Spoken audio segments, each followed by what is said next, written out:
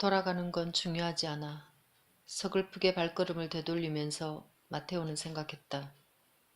공허하고 기진맥진한 기분이었다. 나는 비겁한 놈이다. 비겁자. 누구도 나를 구원할 수 없을 거야. 바닥을 보며 그는 중얼거렸다. 몇 분 전 그는 한 남자의 얼굴을 향해 총구를 겨누었더랬다. 몇 분 전 시간은 멈추었으며 영문을 알지 못한 채 그는 총을 거두었고 그 남자는 폭죽 소리에 달아나는 고양이처럼 재빨리 사라졌다. 시간을 때우기 위해서 아무것도 하지 않고 기력이 되돌아오기를, 스스로를 용서할 수 있기를, 끈적끈적한 수치심이 멀어질 때까지 기다리기 위해서 그는 벤치든 성당 앞 계단이든 기꺼이 주저앉고 싶었을 것이다. 그러나 그는 울음을 터뜨렸고 이제 몸을 감출 장소를 찾아야 할 형편이었다. 기름 한 방울 남지 않을 때까지 달리겠어. 그는 이렇게 생각하고 차를 세워둔 곳까지 가기 위해 걸음을 재촉했다. 그날 밤 우연히 자기 앞에 펼쳐지는 길을 달리며 자신이 어디에 있는지, 지금 달리는 길이 어디를 향하는지 구태여 알려고 애쓰지도 않으면서 이미 잘 아는 기념물이나 광장을 뜻밖의 재발견하면서 그는 나폴리를 미끄러졌다. 그러나 그는 자신이 이 도시 제3의 장소에 있는 것이라 여기며 어디선가 불쑥 나타날 출구 따위는 기다리지 않았다. 그는 달렸고 도시는 빨간불, 그 다음엔 초록불, 그 다음엔 또 빨간불의 연속일 뿐이었다. 그 밤의 한순간 딱히 목적도 없이 그는 항구 쪽으로 향했다. 그는 흡족했다. 그곳 큰 길들은 그와 똑같은 침묵의 비애를 띠었다. 거기에는 산책하는 사람도 상점도 이제 남지 않았다. 소금기에 젖은 먼 곳의 공기를 들이마시기 위해 그는 차창을 내렸다. 신호등이 초록불로 바뀌기를 기다리며 차는 부르릉거렸다. 그는 시동을 껐다.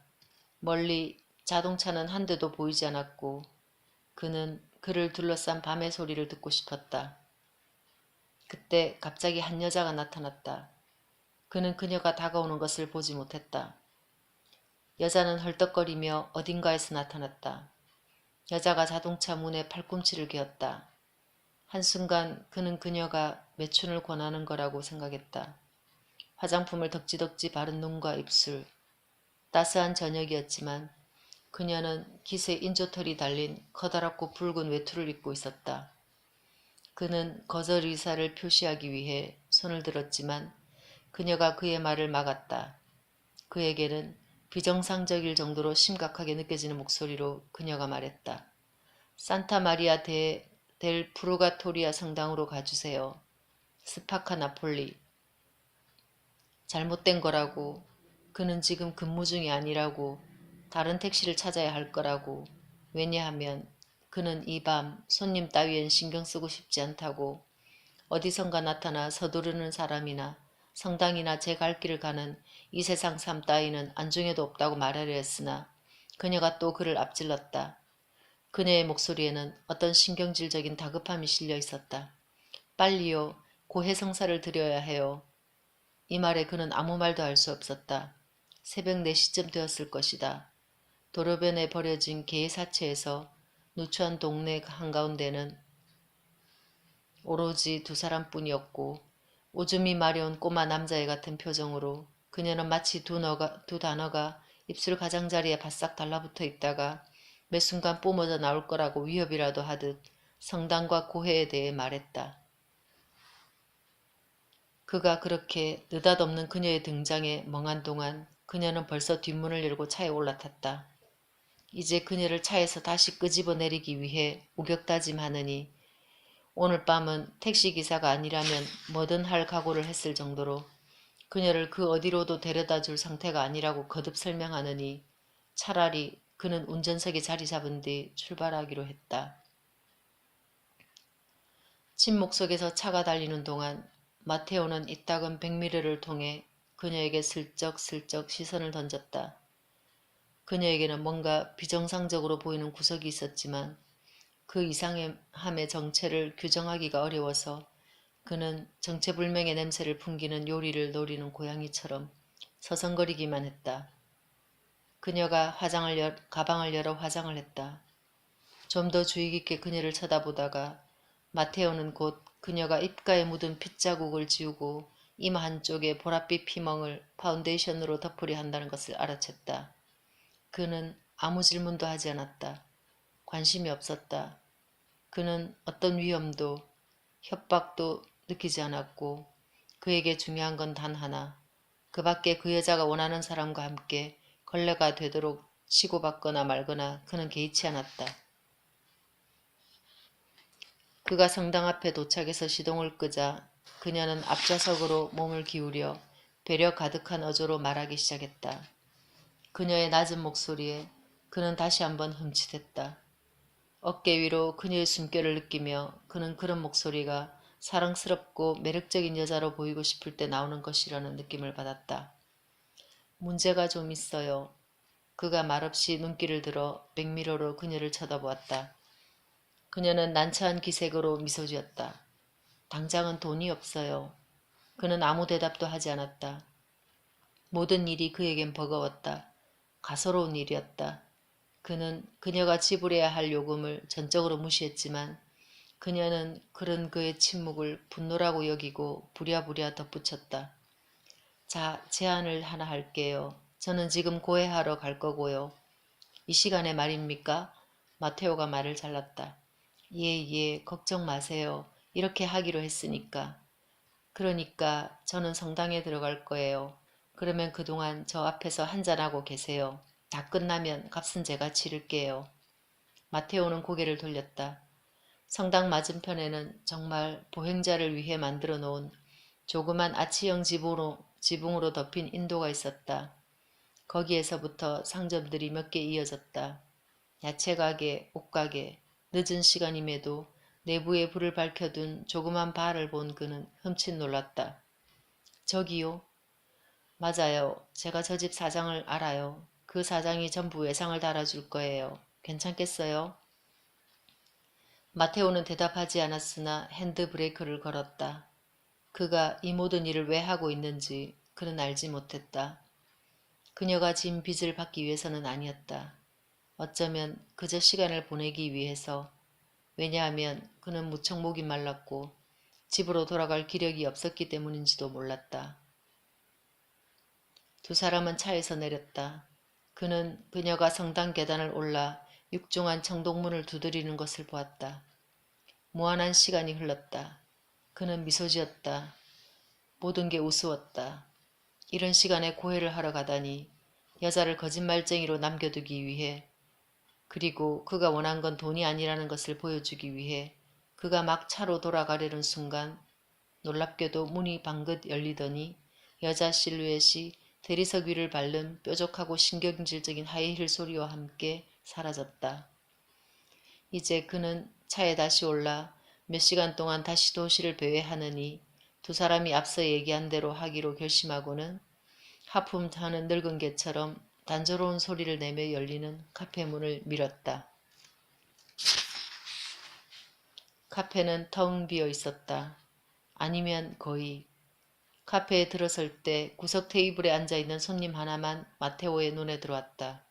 50줄의 머리가 벗고 살집이 있는 남자였다. 엄청난 집중력으로 한 무더기 서류를 들여다보느라 상체를 숙이고 있었으므로 그의 이목구비는 판별할 수 없었다. 그의 테이블은 종이와 서류, 볼펜, 잘라낸 신문 조각들로 뒤덮여 있었다. 계산대에는 피곤해 보이는 키 큰 남자가 절반쯤 깨끗한 유리잔들을 천천히 닦고 있었다. 뭘 드릴까요? 주인이 물었다. 화이트 와인 한 잔. 왜 가게 문을 닫지 않는지 의아해하며 마테오가 대답했다. 새벽 4시였다. 손님은 단 한 사람뿐. 이제 두 사람이 되었지만 이었고 그가 가게 문을 닫지 않는 이유를 해명해주는 요소는 어디에도 없었다. 묘한 세상이로군. 가게의 늦은 영업에 대해 더 이상 묻지 않으며 마테오는 생각했다. 그는 잔을 들이켰다. 그러고 나서 두 번째 잔을 주문했다. 아무것도 그 주변에 누구도 생각하지 않기 위해 그는 마셨다. 오래전부터 이곳에 자리 잡아서 먼지층처럼 공기 속을 부유하는 것만 같은 이 침묵을 그는 깨뜨리지 않았다. 거의 1시간쯤 지나 가게 문이 열렸을 때 그는 소스라치게 놀랐다. 성당 앞 광장에 그가 내려준 그 여자였다. 그녀에 대해서 까맣게 잊고 있었으므로 그를 향해 똑바로 걸어오는 그녀의 온기에 그는 놀라지 않을 수 없었다. 여기 계시는군요. 그녀는 주인에게 인사를 건네기 위해 고개를 까딱하고는 쩌렁쩌렁한 목소리로 말했다. 가리발도, 오늘 밤 이분이 드신 것과 앞으로 드실 것은 전부 내 앞으로 달아줘. 그러고 나서 그녀는 마테오 1미터 앞으로 다가와 손까지 내밀었다. 소개도 못했네요. 그라지엘라예요. 하지만 미국식으로 그레이스라고 불리는 걸 더 좋아해요. 그게 더 멋있어서. 그러고는 마테오의 손을 세게 잡으면서 큰 웃음을 터뜨렸다. 그가 무언가를 깨달은 건 바로 이 순간이었다. 자동차 안에서 내내 미심쩍게 여겼던 것, 그를 교묘히 피해갔던 것, 그가 뭐라고 규정하지 못했던 모든 것이 바로 지금 여기서 명백해졌다. 이 사람 남자로군. 마테오는 혼잣말을 했다. 이 사실이 그의 저음과 성 굵은 얼굴, 육중한 어깨, 그리고 가장스럽게 여성스러운 몸짓을 설명해 주었다. 마테오입니다. 마테오는 상스럽게 보이지 않기 위해 간결하게 대답하고 나서 그녀도 자기 잔을 들이켜기를, 그리하여 침묵으로 되돌아갈 수 있기를 바라면서 고개를 숙였다. 돈 마체로티는 성자예요. 그녀가 말했고 마테오는 이제는 더 이상 평화로움을 유지할 수도, 적어도 카페 밖으로 나갈 수도 없으며 그녀와 이야기를 나누지 않을 수 없게 됐다는 현실을 깨달았다. 이 한밤중에 당신을 용서할 정도라면 그런 경지에 올라야겠지요. 그다지 믿음도 없이 그가 웅얼거렸다. 그렇죠. 그야말로 바로 아무 문제 없이 우리가 받아들여야 할 유일한, 나폴리를 통틀어 유일한 인물이라는 것을 당신도 아는군요. 가방에서 막빗을 꺼내어 앞머리를 다듬은 이 인물이 덧붙였다. 마테오는 우리라는 말을 그녀가 어떻게 이해하는지는 알지 못했지만 더 이상 질문을 던지지 않는 편을 택했다. 얼마나 많은 성당에서 나를 무시하고 타락한 사람 취급했는지 아시는지 모르겠지만 그분은 안 그래요. 절대로. 게다가 이런 사실이 그분에게 문제를 일으키지요. 사람들이 그를 성당에서 쫓아내고 싶어 하지요. 그분이 바리케이트에 몸을 숨긴 건 그래서예요. 하지만 우리가 여기 있어요. 우리는 그분을 이대로 버려두지 않을 거예요. 그렇지 않아, 가리발도? 그녀가 반쯤은 즐기고 반쯤은 피곤한 기색으로 대답하는 주인을 향해 암묵적 동의를 구하는 작은 신호를 보냈다. 맞아, 그레이스. 우리는 돈 마체로티 같은 사람을 절대로 지금처럼 내버려 두지 않을 거야. 그녀는 여전히 여러 가지 많은 것들에 대해 카페 주인의 의견을 규칙적으로 물으며 잔을 들이켜다가 잔이 비면 다시 채워줄 것을 주문하면서 이야기를 이어갔다. 그녀는 점점 더 흉해지는 이 도시에 대해, 때로 그녀에게 이상한 일들을 하게 만들고 폭포 깊숙한 곳에서부터 고해에 대한 참을 수 없는 욕망을 불러일으키는 한밤의 만남들에 대해 이야기했다. 그녀는 쉬지 않고 이야기를 풀어놓았으며 마테오는 그녀와 함께 잔을 들이켰다. 마테오가 피곤한 기색을 드러내고 그의 고개가 카운터 쪽으로 이끌리는 듯한 모습을 본 그녀는 대뜸 대담해져서 다짜고짜 그에게 말했다. 너 말이야, 너한테는 커피가 필요해. 진짜 커피. 제자리로 돌려놓을 수 있는 커피. 가리발도한테 어떤 커피든 만들 수 있는 재능이 있다는 사실 너 알아? 그는 무슨 말인지 이해를 못하고 여자를 바라보았다. 그러자 그녀는 자기가 들은 얘기를 늘어놓았다. 가리발도는 커피로 그가 원하는 것을 할 수 있다. 그가 커피에 무엇을 넣는지, 어떤 재료를 넣는지는 아무도 모르지만 그에게는 손님의 요구에 맞게 음료의 맛을 내는 재주가 있다. 그가 카페 뒤편으로 가 커피를 준비할 것이다.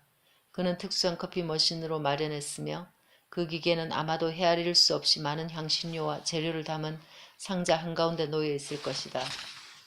후추, 계피, 오렌지꽃, 이탈리아 브랜드, 레몬, 포도주, 식초, 고춧가루, 그는 혼합 작업에 들어갔고 그 작업은 일반 커피를 만드는 데 필요한 시간보다 절대 더 오래 걸리지 않았다.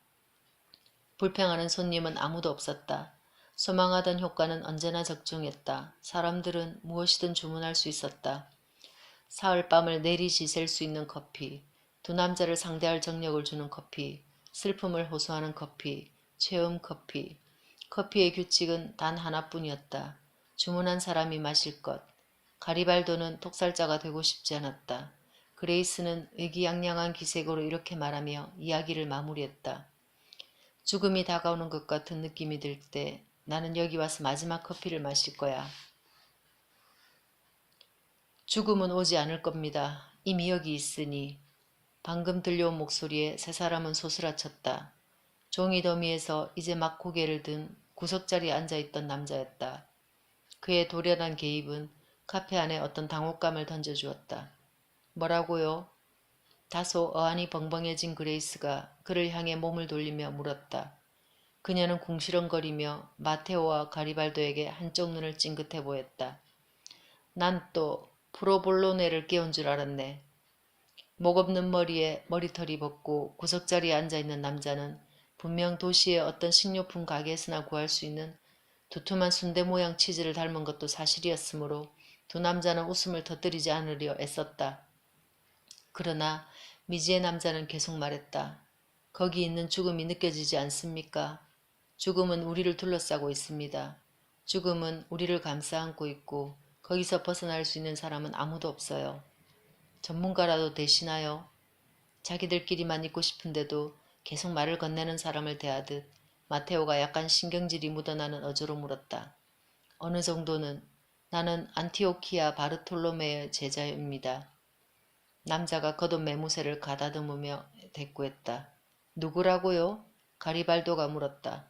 안티오키아의 바르톨메오 대주교.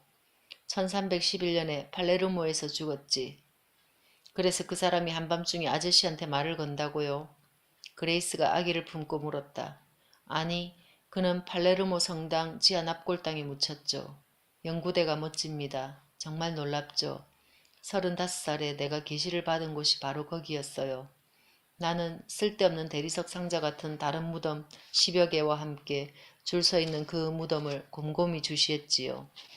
그러자 내 시선이 무덤을 장식한 조각들에게 미쳤어요. 연구대의 모든 모서리에는 얼굴 조각이, 무덤 쪽에는 무늬 하나 조각되어 있었죠. 문짝 각각에는 수량머리가 2개씩 장식되어 있었고요. 그런데 놀라운 사실은 무덤 위에 조각된 문이 방긋이 열려 있었다는 것입니다. 기절할 뻔했지요. 마치 죽은 자가 우리에게 저쪽으로 향하는 길은 반쯤 열려 있다고 말해주는 것처럼 말이에요. 나는 안티오키아의 바르톨메오가 남긴 글을 읽고 싶어 안달이 났고 내 눈을 열어준 건 바로 그 사람이었어요. 두 세상은 서로 통한다. 그것이 계시였습니다. 그 후 몇 년 동안 나는 그 문제를 연구했어요. 문서를 분석했지요. 오르페우스에서 테세우스로, 알렉산더 대왕에서 율리시스까지. 나를 믿어주세요. 나는 수세기 동안 한 번도 읽힌 적이 없는 책들을 찾아내며 팔레르모와 파리 도서관의 가장 은밀한 구석까지 모조리 뒤졌습니다. 물론 어떤 것도 나를 피해가지 못했지요. 나는 이탈리아, 나폴리, 팔레르모, 레체, 마테라를 전부 섭렵하고 원고를 수백 장 썼어요. 하지만 그걸 읽은 사람은 아무도 없어요. 사람들은 나를 미치광이 취급했어요. 내가 있던 곳 어디에나 빈정거리거나 짜증스러워하는 시선들 뿐이었죠. 레체 대학 학장은 나를 손수 자기 집무실로 불러 내가 하는 일은 과학 발전에 대한 모욕이라고 말했어요. 그러고는 그 지역 모든 대학들에 이 일에 대한 나의 모든 희망을 꺾으라 명령했죠. 그자들에게 나는 언제나 허풍쟁이에 지나지 않았습니다. 항구 앞에서 사람들이 바지를 무릎까지 내린 나를 찾아내기 전이었죠. 이런 표현을 해도 좋다면 15살 먹은 맛깔스러운 남자애와 함께 말입니다. 그렇지만 그건 중요하지 않아요. 나는 끈질기게 매달렸죠. 전부 내가 찾아낸 거예요. 나는 아무것도 지어내지 않았습니다. 그는 아주 차분하게 대답했다. 그래서요? 마테오가 조급하게 가로막았다. 그 교수는 뜸을 들였다. 그는 상대방의 불쾌한 기분 때문에 이야기를 서두르고 싶어 하지 않았다. 프레드릭 2세가 죽음과 전쟁을 치룬 사실을 알고들 계세요? 모르나요? 당연하겠지. 아무도 모르는 일이니. 당연하지. 그는 지옥에서 군대를 이끌고 내려왔어요. 가르가노에 있는 칼레나 수도원 통로를 통해 1221년 여름밤 3만 군사를 이끌고 들어왔죠. 그의 공격은 5시간이나 계속되었어요. 나는 알아요. 전부 읽었으니까. 수도원을 품은 거대한 장벽 뒤에서 그의 병사들이 죽어가 다시 나타나지 않던 기나긴 5시간. 그는 싸움을 걸었습니다. 악착스럽게. 그는 죽음을 죽이고 싶어 했던 거예요. 한참 후 그가 몬테성을 지은 건 그런 이유에서였죠. 시골과 바다를 지배하는 팔각구조물, 영혼을 위한 그의 무덤, 몬테성. 그는 난공불락을 원했던 거예요. 그래서 죽음은 그를 찾지 못했던 거죠. 죽음은 절대로 그를 삼킬 수 없었습니다. 사람들은 특정한 여름밤이면 아직도 물속에 잠긴 그의 모습을 볼 수 있다고들 말해요. 페스키치만 한가운데나 넓디 넓은 트라니 해안에서 그를 따를 준비를 갖춘 병사들 전부와 함께 말입니다. 그는 전투를 계속했어요. 모두 어린아이 같은 어떤 마력에 이끌려 그의 이야기를 경청했다. 이런 이야기는 한 번도 들어본 적 없는걸? 그레이스가 웅얼거렸다. 그래서 사람들이 그를 파문한 거예요. 교수가 말을 이었다.